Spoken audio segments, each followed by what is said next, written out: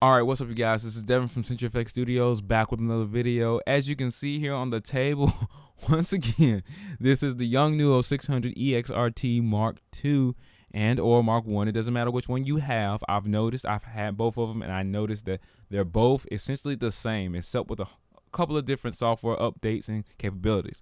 Now, for those of you who have one, know that it's cheesy in build quality, it's third party, it's a Canon knockoff. We all know, or it's Nikon knockoff. Well, more so a Canon knockoff, because Canon is pretty much leading the way in speedlight technology and receiver and transceiver technology for its camera system. So with all that being said, you know what kind of quality this has, and you know it's going to probably either need to be fixed or replaced. Now, with this being $100, the Canon one is about $400 to $600, depending on which one and what time you got it at.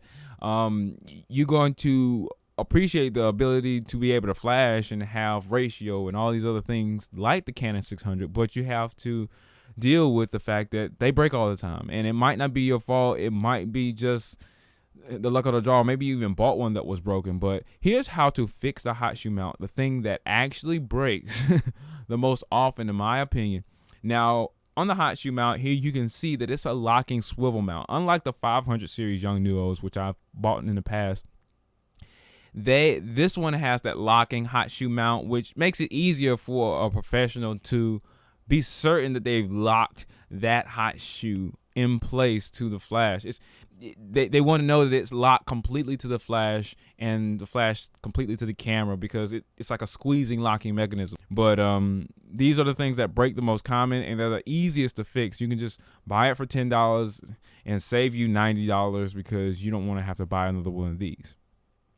All right, so with my Yongnuo, I only have 2 screws left in the base, so I'm just going to be unscrewing the base here. I think this is a number 1 screwdriver, but it's pretty much standard as far as small electronic devices. So if you go to your local hardware store and you ask for a small devices Phillips screwdriver number 1, it should work. Don't quote me on that. Make sure you do your research and make sure you know that this will work for something with screws as small as a flash. Just bring your flash with you and bring it to a hardware store. They should be able to exactly match whatever screwdriver.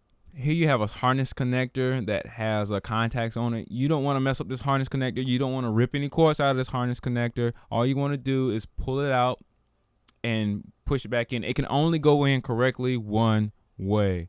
So that will keep you from messing anything up. You don't want to rip any of this stuff. You want to be very, very delicate, because you want to put this back together seamlessly and not have to worry about any issues.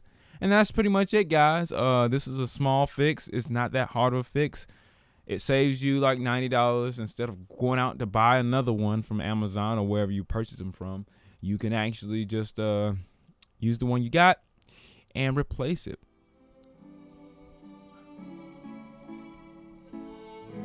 All right, guys, thanks for watching. This is Devin with CenturyFX Studios. Keep clicking your cameras.